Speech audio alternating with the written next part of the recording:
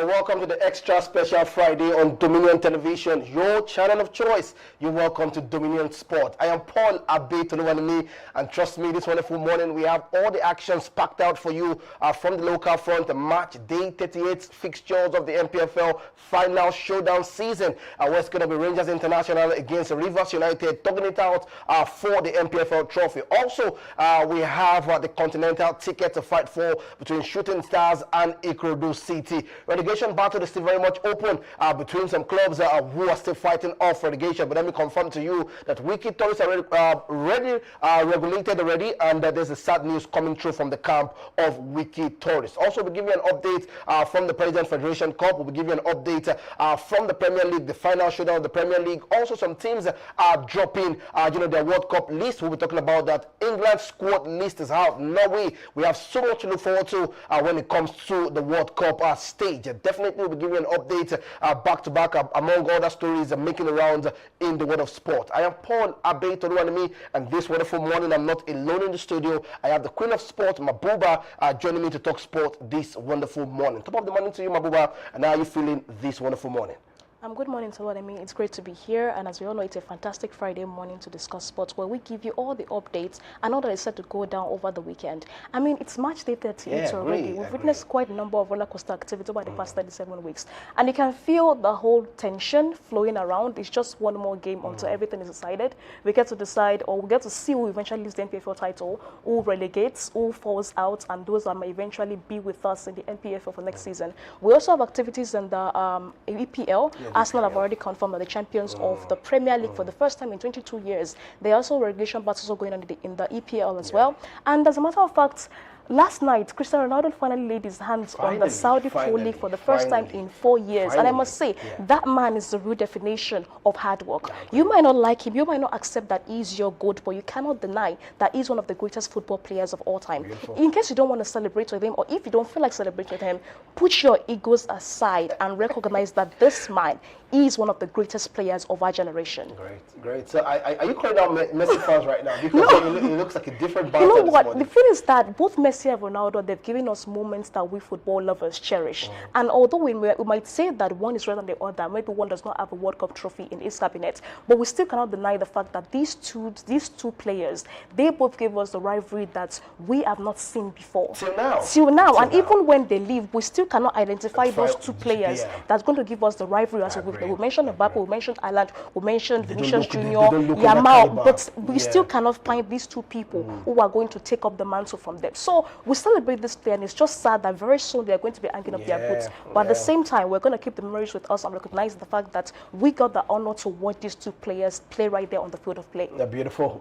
It's an honor, to watch see Ronaldo. I'm talking about Cristiano Ronaldo, Dos Santos Aveiro lifting the trophy yesterday for Al Nassr, and he had so much gestures. And I honestly speaking, I wish I had the opportunity to interview him. The reason why he was doing all of this, I'm wondering. But big ups to Cristiano Ronaldo. We'll be talking about that on the show. Let's move away from that. Let's look forward to the match day 38 results.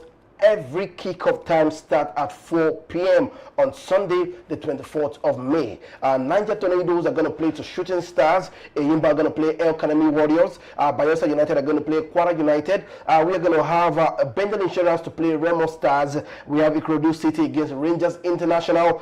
We have Kun Khalifa to play Wiki Tourists. We have Warriors against Abia Warriors. And we have Plateau United against Kano Pillars. Barao against Nasarawa United. Let's start off with some of the key battle to look forward to in match day 38, Niger Tornadoes against Shooting Stars. Well, it is going to be a tough encounter. We know that Shooting Stars are still sort of vying for the Confederations Cup ticket, but more or less, I think that position is more or less secured for them. They are currently third on the NPFL table with a total of 60 points, and they have Ikorodu City behind them with 58 points. So even if they lose this match against Niger Tornadoes, they are still going to be right there to compete for the Confederations Cup ticket next season. So it's more or less us saying that position for them is already secured. But if you take a look at the start that we have between Niger Tornadoes and Shooting Stars. These two sides have a total of 10 appearances between them, and they've both secured wins on home soil. Shooting Stars winning five times on home soil, and Niger Tornadoes also sharing 5 wins on home soil. So it seems more as if it is more or less a battle of territorial dominance, which team is able to claim or exert dominance when they play on the home soil.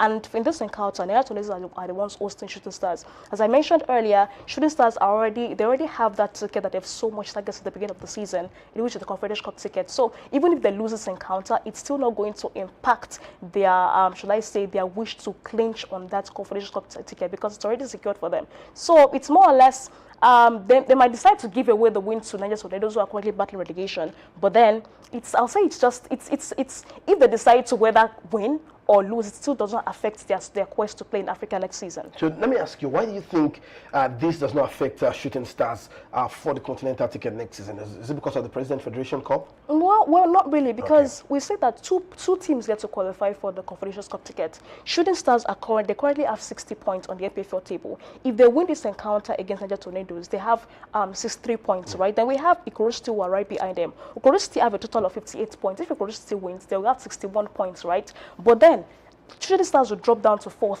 They'll still qualify for the Confederation Cup ticket. Because if you take a look at Abia Warriors is a point. Even Nasarawa United is 1 point behind the Curiosity, and Abia Warriors is also a point behind Nasarawa United. So even if Shooting Stars should lose this encounter against Niger Tornadoes, they are very much in that position to play in Africa next season. All right. We'll be looking forward to that. And I remember some key players would not be playing for Shooting Stars. We're talking about Ayobami would not be in that game, and also Ali Amin also would not be in the game for Shooting Stars because they have international duty, for the Super Eagles of Nigeria. All right, we're moving away from that. We're talking Eyimba and El Kanemi Warriors, another team. Most likely, a win will take them finally off the relegation fight.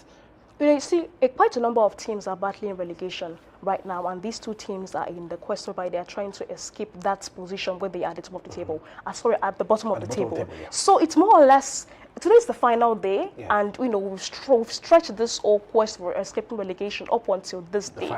And if either of them can manage to secure a win, it is going to push them away from that position where they are at the table. So it's more or less, they both have a lot to play for. There is a lot right in front of them. Win the game, you get to escape relegation. Lose it, and you fall behind to the second division of the Nigeria Football League. So do you think playing on the home fans would favor Eyimba, Football Club against El Kanemi Warriors? Well, one thing we've always witnessed in the matches in the NPFL so far for quite a number of teams is the fact that when they play at home, there's always an home advantage that favors them for any team that they're going against. It's not the same thing for all the teams, but majority of them tend to have this territorial advantage. So playing in front of the home fans is definitely going to give that team a stronger advantage against the team that is coming, the visitors that are coming to play. But we cannot say, we've seen quite a number of surprises right there on the final day. We could see, an away team defeat the team on their home soil. There's just so much possibilities. A lot can actually happen. But as I mentioned, the advantage that this team has is the fact that they are playing in front of their home fans. If they can maximize it, they can eventually find themselves getting out of that relegation battle. All right, let's talk about defending champions, Remo Stars, going away to play Benden Insurance. For you, you're all smiles, and I'm wondering, maybe because the defending champions might just relegate back to the NNL. But for you, do you see Remo Stars picking up all 3 points against Benden Insurance? Well, Benden Insurance and Remo Stars, I would say that Remo Stars is escaping relegation. It depends on the results that other teams in the relegation battle, and maybe like, let's say, Bayelsa United. We know Wiki Torres is already out, but we cannot deny the fact that Remo Stars as one of the most predictable teams in the NPFL this season.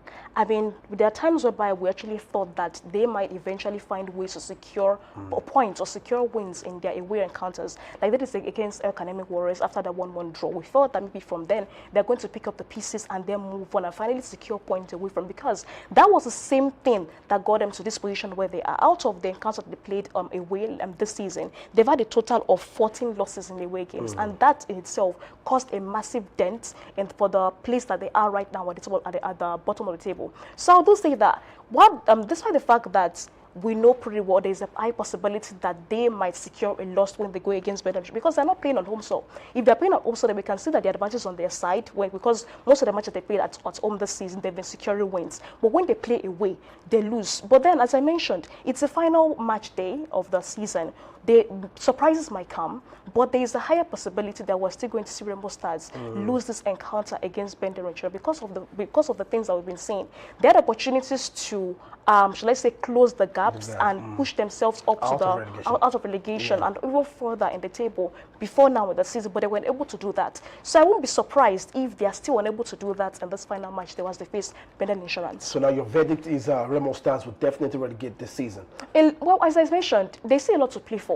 And as for a couple with the fact that the final match day leaves a room for quite a number of expectations, or shall I say, unforeseen occurrences and surprises. There could be a chance for them. Perhaps the fact that they know that they are defending champions, and now they know that this final match will determine whether or not they get to play in the NPFL next year. That might spur some sort of confidence in them when they go against Bendel Insurance later on Sunday. All right, beautiful. We'll be looking forward to that game. Definitely, focus is going to be on Bendel Insurance and Rainbow Stars. Let's talk about where we are now at this point in time, Ikorodu City and Rangers International. And we're also going to look at Rivers United game also against Katsina United. Let's start off with Ikorodu City and Rangers. Do you think Ikorodu City has what it takes to spoil the party for Rangers International? Maybe Fidelity Ichuku has other options for his side against Ikorodu City.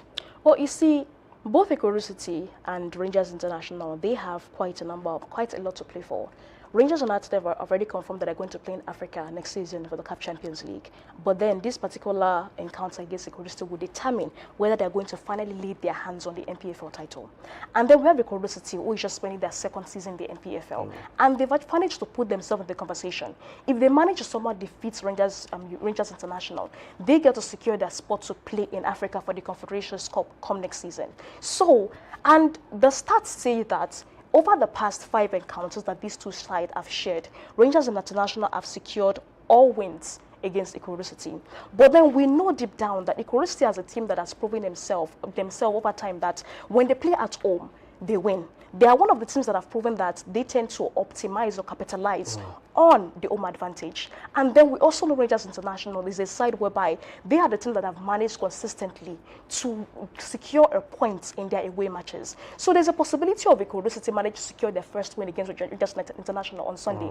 And then we also have Rangers International as well, who can either also exert their dominance when they go against Ikorodu City, because it's not a common thing for us to see away teams come but still manage to secure a draw in their visitors' home ground. So I do think that there is quite a lot of expectations, there is a lot of unpredictability, but at the same time, it is almost difficult for us to ascertain who exactly is going to secure a win in this encounter. Will it be Ikorodu City who have asserted dominance and who have proven to us over time that they tend to optimize their position as host in every NPFL game? And we also have Rangers International who have also managed to, over time, manage to secure points when they go over to their host home turf. All right. So quickly, are you penning down to saying Rangers International would pick up the victory and also lift the title, or you're saying Ikorodu City would have all it takes to spoil the party? It is difficult because we have these two sides also have their own advantage. Ikorodu City, as shall I say, for the past 5 matches they've played at home, so they haven't suffered any losses. It's been wins consecutively. And then we have Rangers over the past 3 matches they played away from home. They managed to secure draws. So it is almost difficult for us to ascertain who is exactly going to secure all 3 points. Rangers might find a way to secure a point, though, which is there's a possibility of that happening. But for Ikorodu, there's a high chance of them also securing a win on their home turf against Rangers. All right, so let's talk about Rivers quickly against Katsina. Do you think Rivers would pick up all victory? Rivers are playing on their own turf, definitely. So that victory looks like a certain point for them. So they will be looking forward to the game against Ikorodu City and Rangers. So for you, is it Rivers United picking up all 3 points against Katsina United, or do you think Katsina has something to prove against Rivers? Well, from what we've seen over the past few matches that we've seen Rivers United play, Rivers, they've managed to consistently secure their wins when they play at home. We know it's seeming almost predictable, but that's one thing we've noticed over time for certain teams in the NPFL. Whenever they play at home, they find a way to secure all 3 points. And with Rivers, I think they do have an advantage that Rangers, who is their biggest competitor to clinching the NPFL title, is playing away, which gives them a upper advantage. If they manage to somehow secure a win against Consider United, it might just be Rivers United securing the NPFL title for the first time, I think, 2023. So yeah, so it's somewhat, should I say, there's a higher chance of Rivers United securing a win against Consider United. But if Rangers somehow manage to secure a win against Igbodo City, we might just see Rangers securing that NPFL title. Okay, beautiful.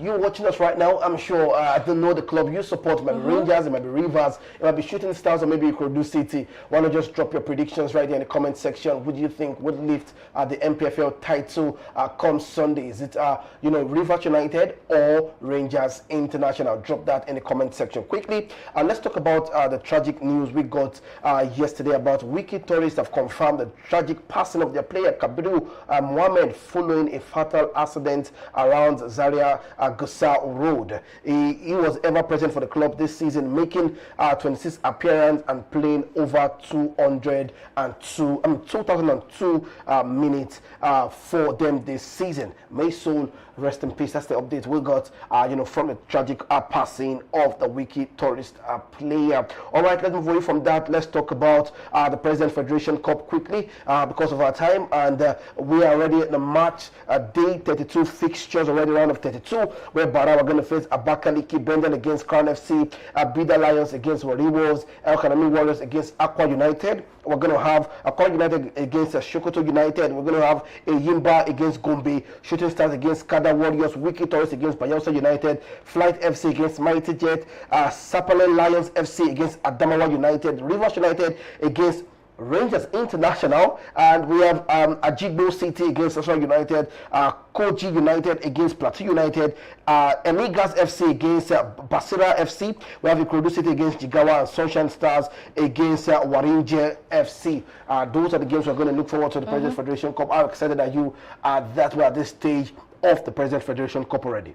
Well, that's quite a number of encounters for us to look forward to, and I do think that besides the NPFL title, this is a chance for teams to actually accept or look if they can actually secure a hold on a different title besides the NPFL. And I think that one that is the highlight for me as the encounter between Rivers United and Rangers. So these are two teams battling the NPFL title. Yeah, so in case if one loses out on the NPFL title, we can see the other manage to have the revenge in the FA Cup, and then maybe eventually secure a win right there and leave the title for the FA Cup. Okay. But as you mentioned, there are quite a number of encounters and so much excitement to look forward to. And we'll just see how it plays out eventually. Okay, definitely. We'll be here to give you an update on Monday on some of the results by next week to see how far these teams have gone when it comes to the fixtures of round of 32, the President Federation Cup. All right, quickly, let's move away from that. We're still talking local stories, and this is coming through from the Unity Cup, as we got the update yesterday that Ali Amin has been added to the squad list of the Unity Cup for the Super Eagles of Nigeria. I'm excited that you I've been seeing the balls around it that he should have been added before now, but maybe God knows best, but finally is back in the squad for the Unity Cup for the Super Eagles of Nigeria. Well, it's a good one for Al-Amin. Congratulations to him. And I think the full news says that Eric Shell selected a total of 7 players to play at the NPF. And personally, I do believe that that in itself is a statement of belief in the local football that we have here in Nigeria. And even before now, there's been conversation about the fact that we believe that some players in the NPF do have the potential to play for the Super Eagles. We're speaking about Ayobami, speaking about Kamade Goke. And, these players have finally been selected. And while Michael Atata, who is the goalkeeper for Ikorodu, is also selected, because we're speaking about him in April, we have a total of 15 clean sheets, and then we also have Al-Amin, who has not been selected. And personally, while I do think that, or while I do feel that some players might have been a good fit, I'm not here to criticize Eric Chell's selection.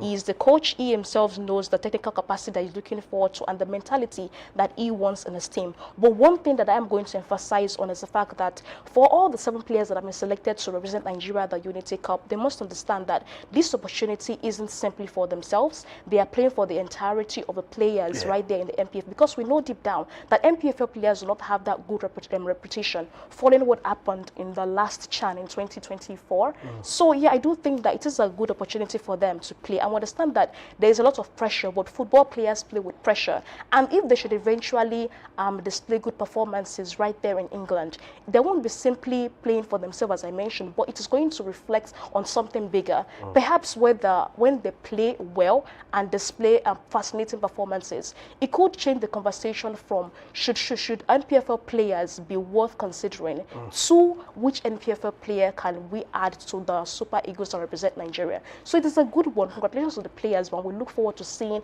more of this over time, and not just players playing the Unity Cup, but also representing Nigeria at bigger competitions in the AFCON, and also possibly maybe 2030 in the FIFA World Cup. All right, beautiful. That's the update. Thank you so much. Those are the list, the Super Eagles Unity squad list already listed by Rick Shells. Also, we have the friendly where we have the key players of the Super Eagles also listed ahead of that one between Poland and Portugal. I definitely will be looking forward to the friendly come June next month. All right. Before we talk about the Premier League quickly and all the stories making around in the world of sport, let's take a dive straight to Unai Emery. It looks like he's the owner of the Europa League, finally clinching 5 trophies, with Sevilla, Villarreal, and Aston Villa. Let's talk about the quality of Unai Emery and how far has Aston Villa gone this season with the manager having to lift that trophy for them this week. Congratulations to Unai Emery. He has finally asserted that he is the leader, or he is the man for the Europa League. We know that over time we've seen certain coaches exert the dominance. We all know of Zinedine Zidane, who led Real Madrid to 3 consecutive UEFA Champions League, and now we have Unai Emery, who have finally secured 5 Europa League titles. And it just shows that this is a man that knows how to win at the highest level, and not just with one team, but he did that with several teams. Whilst Zinedine Zidane, no disrespect to him, did that with Real Madrid. Also, you mentioned Carlo Ancelotti, also Mourinho. Exactly, even Pep Guardiola as well. So this man has proven that he knows how best to win, how to utilize his player. It might not be the Champions League, but at the same time, it is a competition in Europe. He did that in La Liga, now he has done that in the English Premier League as well. So it definitely just asserts to his technical brilliance, his managerial excellence, and we're just looking forward to him replicating this more with other teams that he plays with in the next coming season. And even if we do not see that, he's a man that has won it 5 times, the highest in I think the highest we've seen for any coach to secure 5 Europa League titles. So even if he doesn't replicate that, he has already asserted his name that this is his turf, this is where he wins, and this is where he dominates. I agree with you. And he's Unai Emery all through the season, Sevilla, Villarreal, and now Aston Villa. And the quality players who also made the list for the England squad. We'll be talking about that shortly. Let's talk about the Premier League final showdown on Sunday. Brighton against Manchester United, Burnley against Wolverhampton Wanderers, Crystal Palace against Arsenal. Who everybody was thinking definitely will be coming down to the showdown, but now Bournemouth had other stories for Arsenal and Manchester City. Fulham against Newcastle, Liverpool against Brentford, Manchester City against Aston Villa, Nottingham Forest against Bournemouth. It's going to be Sunderland against Chelsea, Tottenham against Everton, West Ham against Leeds United. Now let's talk about the relegation fight quickly. Tottenham, Everton, West Ham, Leeds United. Tottenham, Everton. Tottenham has been in a despicable position for like quite a long time in the season, and then they're going against this Everton side. Someone managed to defeat, to secure a draw against Manchester City. They're definitely going to pull off something tough when they go against Tottenham Hotspur. So for Tottenham Hotspur, I do not see them managing to escape the wrath that Everton would want to pull off when they go against them. So it's unfortunate, but it seems that we're definitely going to be seeing Tottenham Hotspur down to the 2nd division of the English football. But actually, Spurs are playing on their own turf. So do you think Everton has what to prove? Because now a win for Tottenham, just going through the table right now, a win for Tottenham would already cement a place for them for next season. Now, not saying that West Ham also are not playing at the Amex Stadium, and they're also playing on their own turf against Leeds United. But both teams are playing on their own turf. Yes. But a win for Tottenham will take them off the relegation battle. Finally, they're off the relegation. A win for West Ham also does not mean anything, because Tottenham also just need a win. My question now, do you think Everton has what it proved to stop, Tottenham from picking up all 3 points, and West Ham would be leaning on Everton to do them a fight against Tottenham Hotspur. Well, we get the fact that Tottenham Hotspur will be playing on their home turf, and they're desperately seeking to escape relegation and hopefully play in the EPL next season. But we must also understand the fact that this is a side that has also lost on home soil a couple of times in the season. So the fact that they're playing on home soil, it's not the same thing with the NPFL here, where we can easily predict that if they play on their home turf, they have a higher chance of them winning. Yes, they are going to go into this encounter to fight when they go against Everton, but we also recognize the fact that this is an Everton side that managed to secure a draw against Pep Guardiola's Manchester side. So yes, it's going to be a tough play out between these two sides. But it is, as I mentioned, it is very, very difficult to predict that Tottenham Hotspur are going to somehow manage to secure a win against Everton. Because as I mentioned, they need a win. So even if it is a draw, when we can perhaps say that might somewhat happen with Everton succumbing to a draw against Tottenham Hotspur. But a win, it is almost difficult, but at the same time, not impossible. Okay, definitely we'll be looking forward to the final showdown of the Premier League on Sunday. It's so much to play for when it comes to fixtures over this weekend in the world of sport. All right, let's talk about Al Nassr. Just like you said in the intro, are now Saudi Pro League champions. Cristiano Ronaldo, first official title in Saudi Arabia, certified across the globe. How excited, is the world currently for Cristiano Ronaldo to claim the trophy for Al Nassr? You see, this is a man that has done it in several leagues. He did it in La Liga, he did it in the EPL, and now he has done it in the Saudi Pro League. And that's just, should I say, it is evidence of the brilliance of this man. And as I mentioned in the introduction, I mentioned that he is the real evidence of hard work. We get the fact that maybe he's a kind of person that does not succumb to defeat. He simply goes over and over. It's as if when he has his eyes on something, he simply goes on all in and he has to get it. I mean, he is the man that has become a top goal scorer. He is the man that has scored over 100 goals and still clinched the league for every club that he has played for. And he's chasing 1,000 goals. Exactly. So it's as if we have a beast here, and there's a high possibility of him even securing that 1,000 goal, because there's nothing stopping him unless he has an injury, which Ronaldo is not the kind of person that succumbs to injury as you have other players who do succumb to injuries over time. So as I mentioned, congratulations to Ronaldo. I love the fact that he has been finally able to lay his hands on the Saudi Pro. I mean, a couple of days ago, we were talking about how securing that title is slim due to the mistake of Bento in their previous encounter. But now, he has finally done it. He has clinched his hands on that title. And it basically just validates his time spent in the Saudi League. No one thought that him going to the Saudi League is a waste of time. He can still play in Europe, but now he has done it right there in an entirely different continent and also won, and he has his hands on the title.